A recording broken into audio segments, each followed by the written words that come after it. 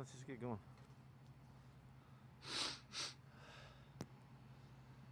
You got it. Brady. Hey, Pete, what can you tell us about Carlos and Chris and the weeks that they had? We took care of those guys this week to make sure that both be ready to play. We're counting on both of them. And with Josh Gordon, can you just talk about his return to this team and what he brings? Yeah, well, I'm really happy for Josh that he gets a chance to come back and play. He's worked really hard to make that a possibility. And our experience with Josh, he was a great guy. Yeah, he worked hard, learned well, played hard, did a lot of nice stuff. We know him a lot better now. It'll be different him coming to us this time around, as we were learning him last time. But I'm mostly thrilled for Josh to have the opportunity, and we're going to have a really good football player that come try to help us out down the stretch. Curtis.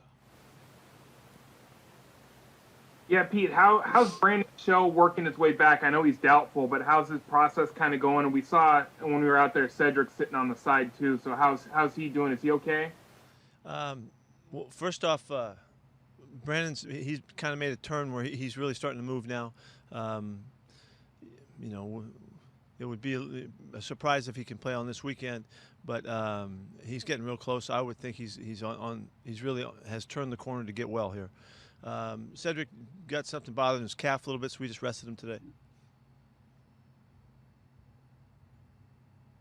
That showed up in the early part of practice today, so we didn't know about it until today. John? Yeah, Pete, on a couple occasions this week, you kind of unprompted brought up a bad first quarter that you had and called yourself out for. Why is that important to you to sort of call yourself out when you think you've messed up? Well, I saw it as a teachable moment, really. Coaching is teaching, and the messages that we send and stand for and all that with our players, are always illustrated better when you use your, examples and stuff that just happened and all that. And I'm really hoping that this team continues to be willing to hold themselves accountable, and to, be really straightforward and on it, and willing to say, I did this, I could have done that, and if I'm not doing that, how can I expect them to do it? So I took it as a teachable moment, and our coaches and players are all working hard, to be the best they can possibly be, and part of that is sometimes you gotta say when you messed up. It's kind of uncommon, you don't hear people do that very often, and so it was just one of those moments. Michael Sean. Sorry, just to clarify, you said earlier Carlos is good to go. You have two Carloses on the injury report. Which one were you referring to there? We were talking running backs at the time. In my mind, we'll find out about about Carlos Dunlap here at the end of the week. He was pretty bright-eyed about it today. We'll see what happens. By the way, I think we should mention that baby Pearl has come to the world for John Boyle, a little baby in the midst. So congratulations, big fella. Nice going. Appreciate that. Thank you. Michael Sean. Hey, Pete, what was Russell's combine interview like? Yeah, I remember it really well. It was just a memorable get together, and I've told you guys before that somebody had given us advice when you meet Russell. Don't be surprised if he comes on pretty strong, and he's going to say some things that you're going to think, oh, there's no way that could happen, he's kind of blowing things up or whatever. And the guy said, if I were you, I'd believe what he says. And I've always remembered that thought. I go into the meeting, and John and I and the guys were all there, and we just went about asking him the questions on. He was just very confident, very clear. Really seemed level-headed, feet on the ground. Really, he wasn't intimidated by the setting and all. We had him in a big kind of boardroom setting and all that, and he handled himself beautifully. And I just remember that he was, really impressive. And so he kind of backed up everything that we had hoped to see, and that kind of started the whole thing really in earnest. When you say like Russ speaking like hyperbole or superlatives or whatever, was that like on-field stuff or was that like life stuff that they were kind of forewarning you about? I didn't know. I didn't know what the guy was talking about, but I just, but, it was about what it was. He was letting me know that he's going to be very confident. He's going to be very sure of himself, and he might, make some claims about this and that, and you might want to take him seriously about it. And I don't know, I can't remember who that was that told me, but I've never thought differently about Russ since that time, though, for whatever reason. And he's backed everything up. Thanks. Joe. Pete, is Cedric your guy again at right tackle? If he's ready to go, yeah. He he got through the first game. He's going to be much better his next time out. And just as guys, they get a chance to improve. He played better as the game went on. So if we can get him out there, we'll count on him to do a good job. Corbin. Hey, Pete, in your career, you've never been afraid to give players second, third chances when they've made mistakes. Josh Gordon, obviously, has had a number of issues since he came into the league that he's had to deal with. But from a coaching and personal standpoint, how important is it to you to provide those opportunities? And was there a specific example that really showed you that I should provide these chances for players when they've made mistakes? Yeah, I have felt that for a long time. It really goes back. My dad taught me that a long time ago. He was a liquor salesman in San Francisco for years, and he had all kinds of stories about his guys coming and going off his sales force when he was a sales manager. And at a really young age, he just said, guys deserve a second chance. And so I've just kind of held on to that. It's no big revelation, but if guys have worked hard and they've done the things that they need to do, and they have the resolve that makes you believe that they can give their best shot, I'm more than happy to give guys an opportunity. I look for that chance. You're right. Art. As your defensive line rotation worked like you expected? I mean, with Harrison now, he had 18 snaps, I guess, 25% in the last game, or is it time for more snacks? Really are. We're just trying to figure it out as we go a little bit here, as we get to know our guys and how they play and all.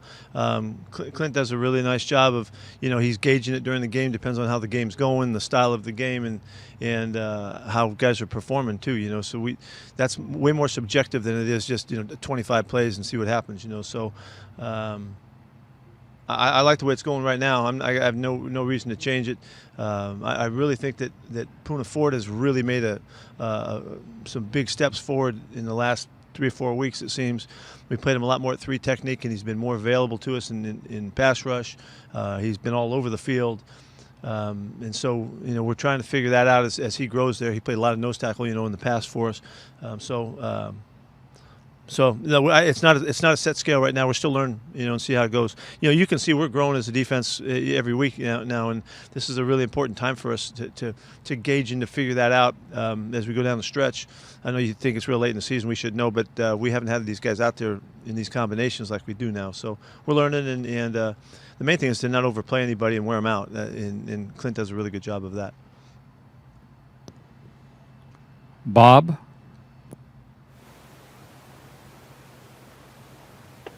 Hey, Pete, what happened with Trey Flowers? Because he looked like he played all the game the other night, but just kind of came out with something after it? Or? Yeah, he came out of the game with his hamstring tight, did the MRI thing, and he's got something that we have to deal with. It's not a serious hamstring injury, but it's enough to really bother him this week, and to expect for him to turn around and bounce back around on this week is a lot to expect. We'll see what happens. We'll take him all the way up to weekend. DJ Reed likely the guy then there? Or? Yeah, he played there last time and did a nice job. Masvita. Hey Pete, I know you'd rather have the fans obviously in the stands, but on your home record, how can you just talk about how the players' ability to source out energy that's helped the home record there? When each play source themselves. Yeah, we've really, it's been as big an emphasis that's new for us. Anything that we've really come across here in terms of our game day stuff, that's about we've always talked this way, but it's just been more of an emphasis than ever that we have to provide the energy. You can't wait and see what's going on. If you wait and see on the plays and that occur in the game, we just have to bring it from start to finish. And so it's been a big calling for the staff and the players and the guys that are sidelined on the game to play a role and really work hard at making sure that we're there to support one another. And imagine the factor that we're missing here. Jeez. It's one of the great factors in sport, and so we have to try and figure a way to connect with each other and feed off of one another, which we do anyway, but it's even more of a calling now than ever. Greg?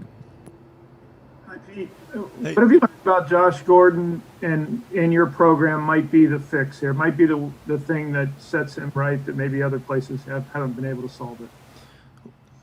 Well, what I hope happens here, Greg, is that we apply the same principles that we apply to everybody. We're trying to figure out how to help our guys be the best they can be.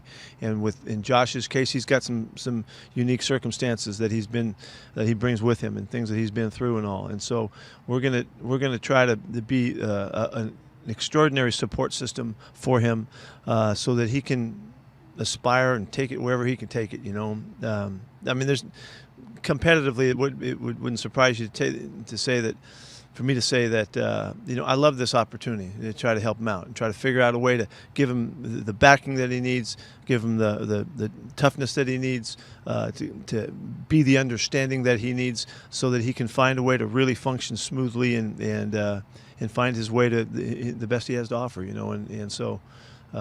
He brings a unique challenge, and as everybody does, but he's got his own set of circumstances, and we're going to try to be there for him. Joe? Pete, last week, Chris had his 10 touches. Are you kind of happy with that number? Would you like to keep him there for now, or do you think maybe you give him some more run this weekend? More is good. I love seeing Chris play, and it worked out pretty well with a couple catches too, and all that. But it's likely that Chris will get the ball more than that. We ran the ball 30 times last week, and Russ had a few of those. So it's a good number for us to shoot for, for these guys, and split it up with Carlos and see what happens. I don't really care who gets the most, but I would like to see Chris get the ball a little bit more than that. Curtis? Yeah, Pete, what's the update with Rashad Penny and Darrell Taylor? Where are they at? Yeah, Rashad is practicing next week. We're finally on it. We've made the commitment and we're doing it, and so that one is for sure. I have not heard back on Darrell's trip that he took to. He left town to see some docs, and so we'll find out about that when we do. I don't have any information on it yet. Sorry. Brady? Pete, going back to the support plan with Josh, is that any different than the last time he was here? And I think players in similar situations, I think they've had something that's referred to as like an accountability coach. Do you have anything like that as part of your plan? We have a real, hopefully it's because we know Josh better now. We've been around him and he's comfortable with us, and there's a good level of trust there, which is really important in this. We'll have a really good system for him, in all ways. He brings with him, a complex group of support, and we'll allow for that, and then we'll add to it where it fits. Thanks. Thank you, everyone. We're good. See you.